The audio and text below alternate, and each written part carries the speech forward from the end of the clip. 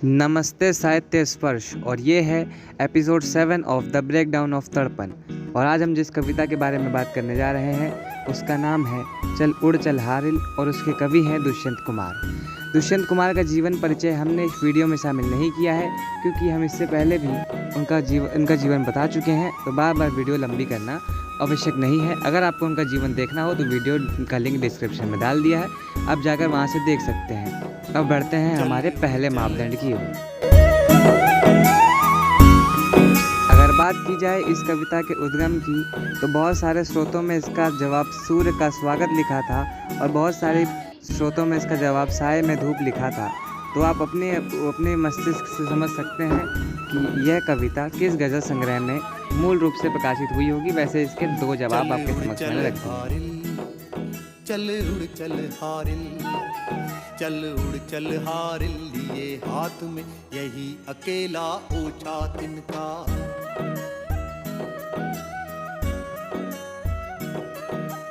उषा जाग उठी प्राची में, उषा जाग उठी प्राची में, कैसी बाट भरोसा किनका।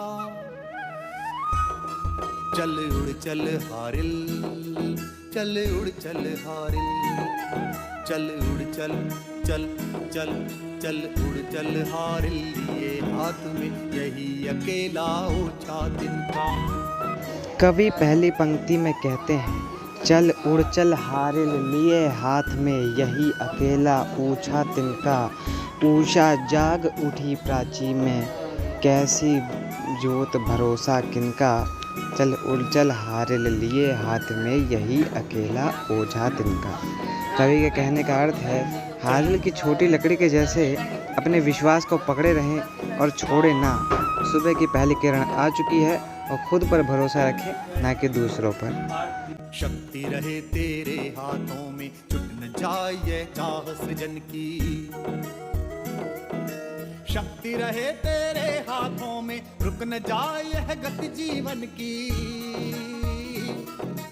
ऊपर ऊपर ऊपर ऊपर ऊपर ऊपर ऊपर ऊपर बढ़ा चीरता चल दिग्मंडल। अनथक पंखों की चोटों से नभ में एक मचा दे हलचल। इनका तेरे हाथों में है अमर एक रचना का साधन। इनका तेरे पंजे में है विधना के प्राणों का स्पंदन। कांप न यद्यपि दशों दिशा में, तुझे शून्य नभ घेर रहा है। रुक न यद्यपि उपहास जगत का, तुझको पथ से हेर रहा है। तू मिट्टी था किंतु आज मिट्टी को तूने बांध लिया है। तू था सृष्टि किंतु सृष्टा का गुरु तूने पहचान लिया है। मिट्टी निश्चय है यथार्थ पर, क्या जीवन केवल मिट्टी है। तू मिट्टी पर मिट्टी से उठने की इच्छा किसने दी है। आज उसी ऊर्ध्वंग ज्वाल का तू है दुर्निवार हरकारा। रणध्वज दंड बना यह दिन का, सूने पथ का एक सहारा। मिट्टी से जो छीन लिया है वह तज देना धर्म नहीं है। जीवन साधन की अवहेला कर्मवीर का कर्म नहीं है। तिनका मत की धूल स्वयं तू है, अनंत की पावन धूली। किंतु आज तूने नभ पथ में क्षण में बद्ध अमरता चूली। उषा जाग उठी प्राची में, उषा जाग उठी प्राची में, आवाहन यह नूतन दिन का। उषा जाग उठी प्राची में, आवाहन यह नूतन दिन का। उड़ चल हारिल, लिए हाथ में एक अकेला पावन तिनका। चल उड़ चल चल चल चल उड़ चल हारिल, लिए हाथ में यही अकेला ऊंचा तिनका।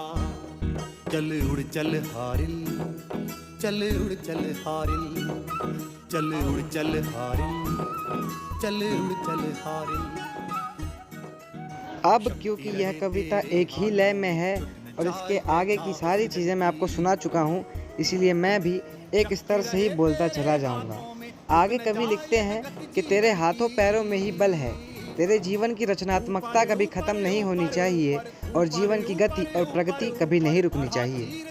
कवि कहते हैं कि हमें ऊपर और ऊपर बढ़ते चले जाना है, हमारे अथक पंखों से हमें आसमान की सैर करनी है और हमारे जीवन की वही गति रुकनी नहीं चाहिए।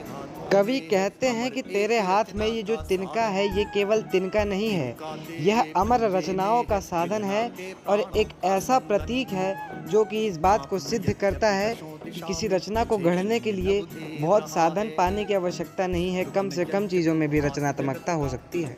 कवि आगे कहते हैं, चाहे तेरे जीवन में कितना भी खालीपन हो, चाहे तेरे जीवन में कितने भी संघर्ष हों या तेरा लोग कितना भी मजाक उड़ाएं, पर तू अपने पथ से ना हटना। कवि कहते हैं, पहले तू केवल मिट्टी जैसा था, लेकिन अब तूने उसी मिट्टी से रचनात्मकता करनी सीख ली है और एक ऐसी चीज़ का गठन किया है जो तेरी कला को एक नया रूप देगी। कवि ने जीवन को मिट्टी समान माना है, पर यह भी है कि क्या केवल जीवन मिट्टी ही है? कवि ने जीवन को मिट्टी समान मानते हुए जीवन के आर पार ही उड़ने की गणना की है। कवि कहते हैं कि तेरे हाथों में वो ज्वाला है जो तेरे जीवन में आने वाले सुनसान और वीरान रास्तों में भी रोशनी का संचार पैदा कर सकते हैं। कवि कहते हैं कि तूने जीवन से ये जो तिनका या जो संसाधन लिया है, इसे त्यागना तेरे लिए बिल्कुल सही नहीं है, क्योंकि कर्मवीर कभी अपने संसाधनों को नहीं त्यागते। कवि कहते हैं कि तू पहले केवल धूल कण सा था, लेकिन आज तूने अपनी मेहनत और लगन से इस जीवन को अमर कर लिया है, इस जीवन में अमरता छू ली है। अंत में कवि लिखते हैं कि सुबह हो चुकी है और तुझे अब उड़ना है इस नई सुबह के नए विचार में, क्योंकि तेरे हाथ में भले केवल तिनका ही हो, लेकिन ये तिनका भी तेरे लिए तलवार का काम करेगा अगर तू इसे एक उचित संसाधन और रचनात्मकता के साथ इस्तेमाल करेगा। यही इस कविता की पंक्ति दर पंक्ति समीक्षा खत्म होती है।